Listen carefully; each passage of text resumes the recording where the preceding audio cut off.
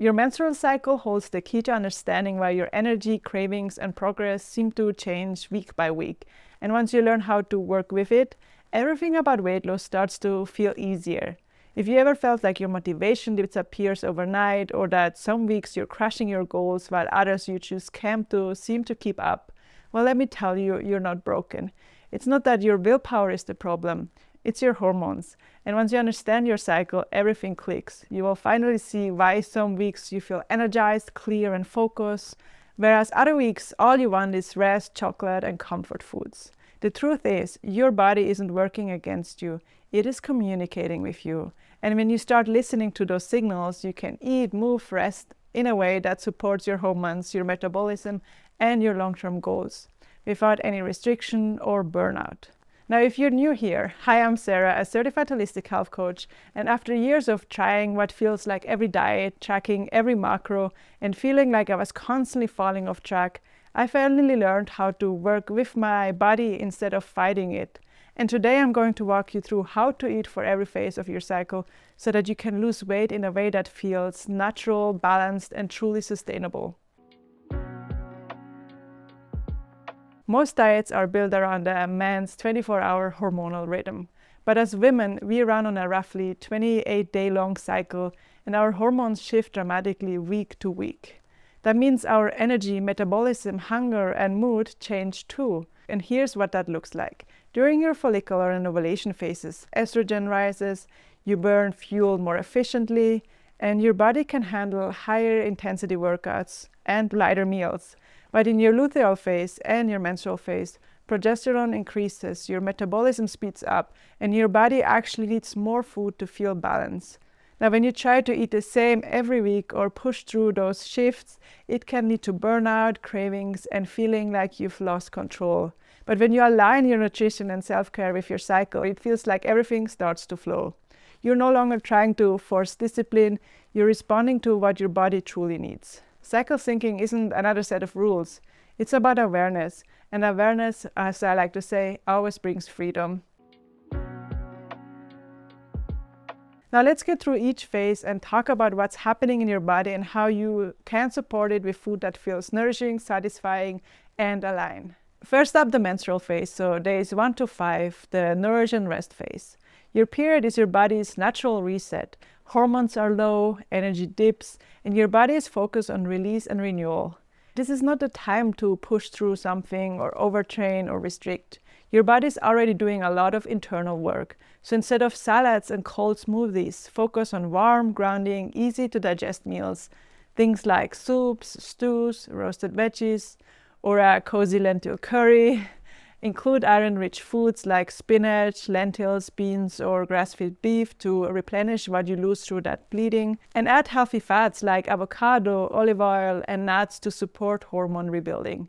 And if you find yourself craving comfort foods, that is completely normal. Your body is asking for warmth, energy, and safety. And when you honor that, you reduce the intense cravings that tend to show up later in your cycle. And remember, in this phase, rest is productive. This is your time to slow down, reflect, and nourish deeply. Then there's the follicular phase, so days 6 to 13, the build and energize phase. After your period, estrogen starts to rise again. You'll probably notice your mood lifting, your creativity returning, and your energy building back up. This is the perfect time to get back into routines, be it about workouts, meal prep, social plans, because all of it feels easier. And because your insulin sensitivity improves during this phase, your body uses carbs more efficiently for energy and recovery. So lean into light, fresh foods, think colorful salads, lean proteins, eggs, quinoa, berries, and smoothies, and experiment with new recipes or ingredients. Your body thrives on variety and lightness here. If you want to create a small calorie deficit or push a bit harder in workouts, this is the phase where it will feel the most natural and not the forced kind of punishment kind of feelings. But don't overdo it. The goal isn't to take advantage of this phase to burn out, it's to build a rhythm that supports you long term. Next up is the ovulation phase, so days 14 to 16, the peak power phase. This is your magnetic, high energy phase. Estrogen peaks, testosterone rises slightly, and you probably feel confident, social, and alive. Your metabolism is stable, your workouts feel strong, and your body is using fuel efficiently. This is a great time to eat anti-inflammatory, nutrient-dense food to support your liver and hormone balance. So things like salmon, berries, flax seeds, leafy greens, citrus fruits. Then also make sure to keep protein high to support muscle tone and stable blood sugar, and of course, as always, stay hydrated. You might also feel more intuitive and outward focused here, so it's the perfect time to batch cook, prep nourishing meals, or set intentions for the weeks ahead. And just be mindful to not overextend yourself. Even though the energy is high in this moment, balance it with recovery, because you're cyclical, you're human and not robotic. Then lastly, the luteal phase, so days 17 to 28, the satisfy and stabilize phase. And this is where most women start to feel off track, because progesterone rises, your metabolism speeds up, and cravings, especially for carbs and comfort foods, kick in. You might feel hungrier or more emotional or more fatigued. And this is where many start blaming themselves for failing. But here's what's really happening. Your body is preparing for a possible pregnancy, so it's literally asking for more fuel. You actually burn about 100 to 300 extra calories per day during this phase. So instead of restricting harder, focus on balanced, satisfying meals. Include complex carbs like oats, brown rice, sweet potatoes, or quinoa. Add magnesium-rich foods like dark chocolate, pumpkin seeds, spinach, or almonds for calm and cravings. And make sure you're eating enough protein and healthy fats to balance your blood sugar. And if you need snacks, have them. You don't need to earn them or feel guilty for listening to your body.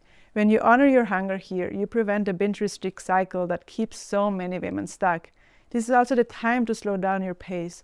More rest, more self-care, more gentle movement like walking or yoga. Your nervous system needs that softness. Let's talk about the biggest mistakes I see women make when it comes to eating for their cycle. First up, eating the same every week. Your hormones don't work that way. Your nutrition shouldn't either. Then ignoring cravings or labeling them as bad. Cravings are communication. Your body's asking for support and not punishment. Number 3, skipping carbs before your period. This almost always backfires because your body needs them for serotonin and blood sugar balance. Lastly, beating yourself up for being inconsistent. You're not inconsistent, you're cyclical. And when you understand that, your whole relationship with food starts to soften. Start simple. This doesn't have to be overwhelming. Track your cycle with an app or a notebook. Notice how your energy, hunger, and cravings shift. Adjust just one thing per phase. Maybe it's eating more warming meals during your period or adding more carbs before your next one. Then keep notes. What felt supportive? What didn't? Over time, you will start to predict what your body needs before it even asks. That's when everything clicks. You stop fighting your body and start trusting it. Now, if you've been blaming yourself for every craving, every lazy day, or every week where your motivation drops, please remember this. Your body isn't fighting you. It is protecting you. And when you work with your cycle, weight loss feels easier, your cravings make sense, and food freedom becomes your new normal. And I actually went deeper into cycle syncing in a previous video that you can check out next via the link below or here. Now, if you want more practical hormone-friendly tools, we talk about food freedom, come hang out with me over on Instagram at nourishwith.sarah. There I share daily tips, recipes, and my own cycle-based routines. And if you're ready to take all of this a step deeper, check out my free video training to help you stop overnight eating within 1 to 2 minutes by using the method that I'm talking about in the video. It's the perfect place to start reconnecting with your body and calming those nighttime cravings. You will find it in the link below. And if this video helped you, hit that like and subscribe button, maybe even the bell, and let me know in the comments, what is one thing you notice about your cravings or energy during your cycle? Your body isn't the enemy, it's your greatest guide. Now, thank you so much for watching, and I will see you in the next video.